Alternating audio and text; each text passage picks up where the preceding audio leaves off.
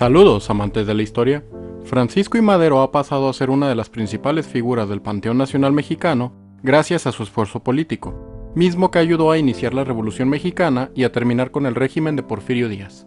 Pese a sus logros, su corto gobierno y la aparición de otras figuras de importancia durante la Revolución hicieron que su figura rápidamente pasara a segundo plano.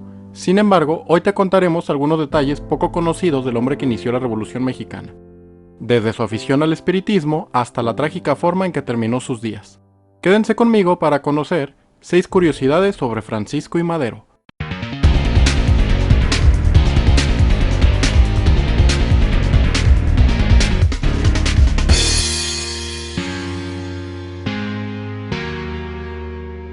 Un hombre de buena familia. A diferencia de personajes como Francisco Villa o Emiliano Zapata, cuyos orígenes sociales les harían desconfiar y combatir a los hacendados, Madero provenía de una familia de hacendados del estado de Coahuila, que además de tierras, poseían una importante influencia política en su región. Aunque Francisco sería el integrante más famoso de la familia Madero, la riqueza de que gozó su familia hasta entonces había sido obtenida gracias a los esfuerzos de su abuelo, Evaristo Madero Elizondo. Evaristo Madero creó un importante capital gracias a los negocios y las tierras que consiguió durante su vida, aunque estos logros fueron posibles gracias a las conexiones políticas que construyó. En su momento llegó a trabar amistad con Santiago Vidaurri, quien fuera gobernador de Nuevo León y uno de los principales caciques de México. Además, su participación militar en favor de Juárez durante la intervención francesa le permitió obtener el favor de los liberales tras la caída del Segundo Imperio. Esta posición finalmente le llevaría a la gobernatura de Coahuila durante el gobierno de Porfirio Díaz. Esta riqueza permitiría que durante su juventud, Francisco I. Madero pudiera realizar sus estudios en el extranjero, principalmente en Estados Unidos y Francia. De Indalecio a Ignacio. Tradicionalmente conocido como Francisco I. Madero, la creencia popular hasta hace unos años era que el segundo nombre de Madero era Indalecio, lo cual tendría sentido por la I latina que lleva su nombre en la actualidad. Sin embargo, en los últimos años se hizo pública su acta de nacimiento y la fe de bautismo, documentos que comprueban que su verdadero nombre era Francisco Ignacio Madero. Además de que el cambio de nombre resulta bastante sorprendente por sí solo, la otra cuestión de interés radica en la ortografía del nombre, ya que el nombre de Ignacio fue registrado con la Y, lo cual hoy puede parecernos una tremenda falta de ortografía. Sin embargo, en el siglo XIX, momento en que Madero nació, la gente acostumbraba a escribir dicho nombre con esa letra. Es probable que fueran precisamente las correcciones ortográficas de tiempos modernos los que terminaran por corregir su nombre a la forma que hoy lo conocemos. Una figura de poca altura. Aunque Madero fue capaz de enardecer a la población e iniciar el movimiento armado que terminó por derrocar a Díaz, la imagen que tenemos del hombre que inició la revolución contrasta con la realidad de su físico. Por lo general, las personas nacidas en el norte de México suelen contar con una estatura mayor al promedio del país. Sin embargo, el caso de Madero fue la excepción a la regla.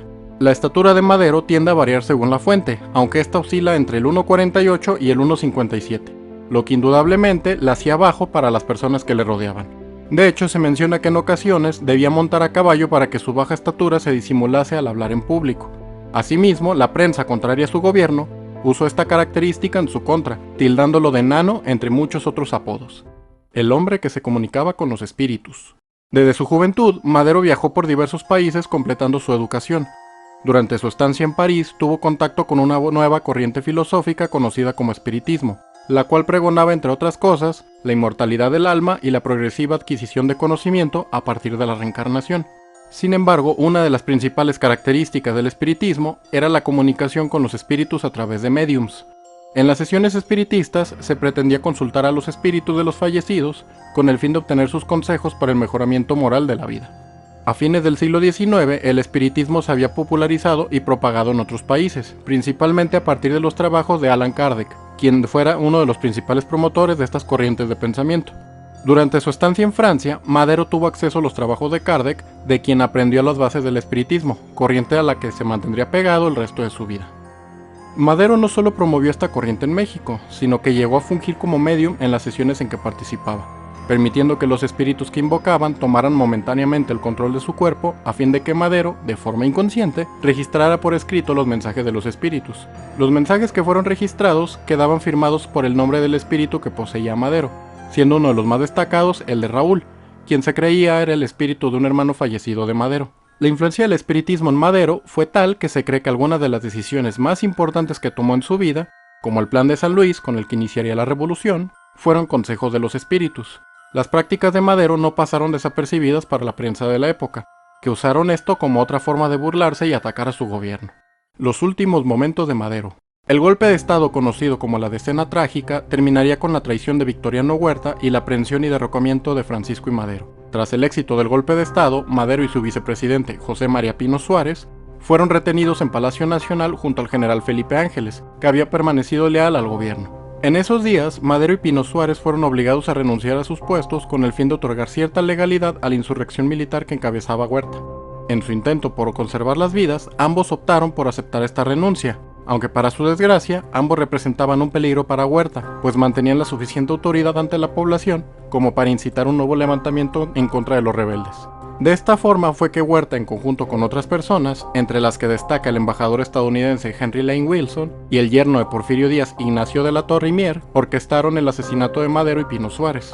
En la noche del 22 de febrero de 1913, Madero y Pino Suárez fueron despertados bajo el pretexto de que serían trasladados al Palacio de Lecumberri. Ambos fueron puestos en vehículos distintos bajo custodia militar. Al llegar a Lecumberri, pasaron de largo la entrada principal bajo pretexto de ingresarlos por la puerta trasera. Llegados a un punto alejados del palacio, ordenaron bajar a Madero para posteriormente ser asesinado de un disparo en la cabeza. Posteriormente se hizo lo propio con Pino Suárez.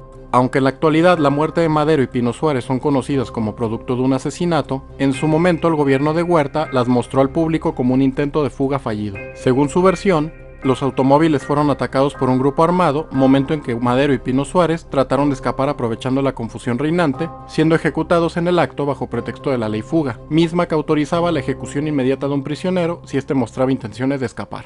¿Madero pudo haberse salvado? Durante su retención en Palacio Nacional, numerosas delegaciones internacionales abogaron por la vida de Madero y Pino Suárez, siendo una importante excepción la embajada estadounidense, cuyo titular Henry Lane Wilson había colaborado con Huerta en el golpe de estado. Contrario a Estados Unidos, la embajada cubana fue la que mayor esfuerzo realizó con el fin de salvar a Madero y su familia. Tras enterarse del éxito del golpe de estado, el embajador Manuel Márquez Sterling trató de hacer que Huerta respetase la vida de Madero. Como parte de sus esfuerzos, fue entrevistarse con Madero en Palacio Nacional, donde gestionó la posibilidad de ofrecer asilo en Cuba. Parece ser que la idea fue aceptada por Madero, quien en los primeros días de su aprisionamiento mantuvo una actitud positiva con la idea de que pasaría al exilio.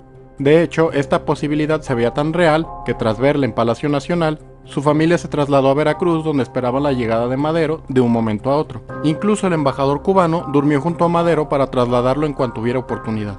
Aunque finalmente el aparente traslado de Madero y Pino Suárez a Lecumberri permitieron esconder de forma oficial las intenciones de asesinato, por lo que el embajador cubano no podía alegar nada ante lo que se presentaba como un simple traslado. Si te gustó el video, te invito a que me apoyes con tu like y un comentario, o compartiendo este video para que llegue a más personas.